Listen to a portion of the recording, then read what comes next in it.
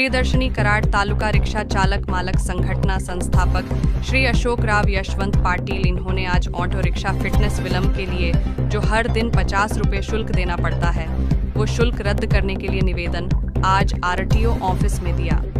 Bureau chief विद्या मोरे की report.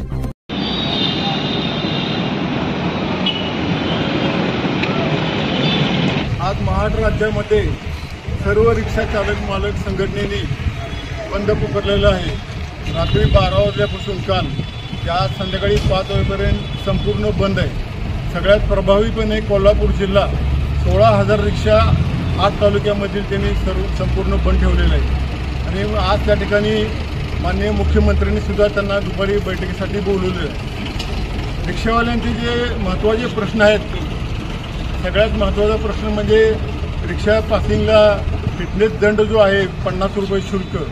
काही लोकांचे कोरोना काळात पासिंग झालेलं नाही किंवा काय आर्थिक अडचणीमुळे पासिंगला वेळ झालेला आहे। प्रतिदिन 50 रुपये म्हटल्यावर वर्षाचे 18,000 असे काय 2 वर्ष 3 वर्ष हा बऱ्याच दिवसाचा प्रश्न प्रलंबित आहे। यावर पुणे लक्झरी असोसिएशन याने हायकोर्टात सुद्धा केस दाखल केली, परंतु निर्णय त्यावेळेला संघटनेच्या विरुद्ध गेला। परंतु ह्यावर आता काय पर्याय काढायचा ही सर्व जिल्ह्यातून या ठिकाणी संघटना प्रयत्न करते।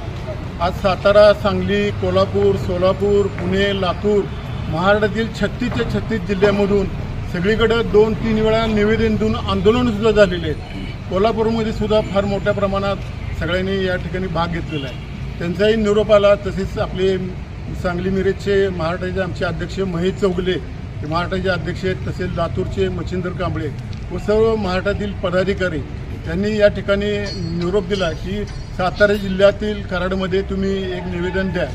मग आम्ही म्हटलं बंद काय करत नाही, कारण सध्या मुलींच्या शाळा सुरू झालेल्या आहेत, ॲडमिशनची गडबड आहे, काही वयोवृद्ध पालक असतात किंवा आजारीपणाचा प्रश्न असतो, म्हणून बंद ठेवण्यापेक्षा 1-2 तास आपल्या निवेदनापुरतं बंद ठेवून आपण त्यांना पाठिंबा द्यायचा सर्वांच्या ठिकाणी या ठिकाणी ठरलेलं आहे। आज या ठिकाणी साहेब कराड शहरातील आमच्या जेवढ्या रिक्षा संघटना आहेत त्या सर्व यामध्ये घेतलेले आहेत। म्हणजे कुणाला असं वेगळं काय राजकीय किंवा काय विषय नाही, म्हणजे सर्वांना एकत्रित करून सगळ्यांचा प्रश्न शेवटी एकच आहे। आज काही पावसामुळे काय आणखीन आलं नाहीत। आज या ठिकाणी स्कूल बसवाले आहेत, जे शजापूर गेटचे आहेत, आपले शिवसेनेचे आहेत, सगळ्या पक्षाचे या ठिकाणी आहेत, किंवा काय कुठं नसलेले पण गेट असलेले आपले प्रियदर्शनी आहे, गुजर हॉस्पिटल गेट आहे, हे सर्व ॲप्टे रिक्षावाले, 6 सीटरवाले, स्कूल बसवाले, खाजगी टेम्पोवाले सगळेच यामध्ये इन्व्हॉल्वमेंट आहे। आणि अशी आपली युनिटी आहे की नुसते रिक्षापुरतं आपण नाही तर आपल्या